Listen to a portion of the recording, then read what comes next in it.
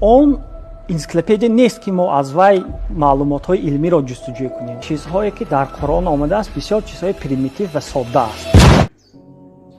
دیروز در آینه در تلفن دیدم در اینترنت یک خدا زده خدا مرگت کنه میمونت کنه خوبت کنه ان شاء الله.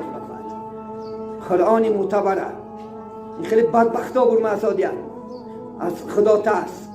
خدا در یک دقیقه دیگرگونت میکنه، در یک دقیقه جواری مرگت میکنه. و کتاب مخلوق نیست که تو بازی کنی، و کتاب خالقه.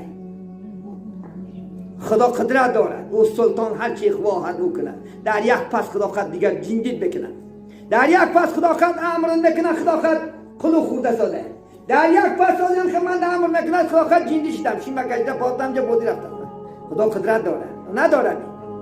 انجینرش خودش از خدا خود یک رقم میدارد، نه پروفسور نه عالم نه بزرگ و ردرار بتونه. هر بیمار است که ما پیش میره میگن دولت جان دلار گیر یا دعا که خدا من دولت در کار نیست برادر، خدا شفاعت میده. چون که در پیش سلامتی همه چیز بیکار است. سلامتی نباشد دنیا چی در کار. برای به خدا بازی نکن. گفتی حضرت بدین ادبگاهی محبت شوخی ناز بر نمیدارد.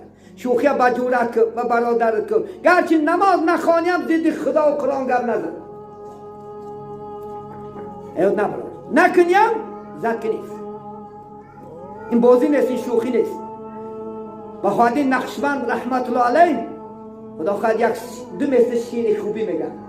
شمشیر خدا صدا ندارد، بعد از زدن دوا ندارد. گفتن بعد زدت خدا خواهد انشاءالله چطور شهر میکنه، کورت میکنه، پیست میکنه، کی دوت خواهد کی درد میکنی. ای بوله من از کن ممکن که جایی در لیکن ای بوله الله از کن میتونی بچی لگه بر تقدیر. لیکن تقدیر جنبون شد خودت سبب میشه عزیزانی من. یا نمی بلا انسان من اللسان بگن عربا.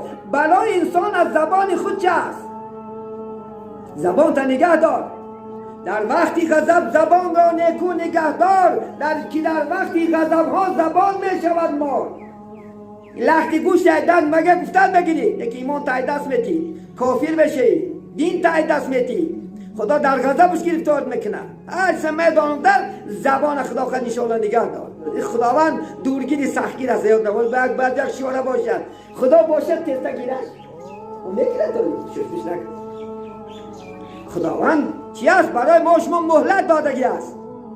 بعضی با خدا خواهد گناهگاران مولن شاید توبه کند، شاید یک بار استغفرالله گوید، شاید یک بار رو به سوی من بیارد. عزیزانی من توبه کنیم امروز.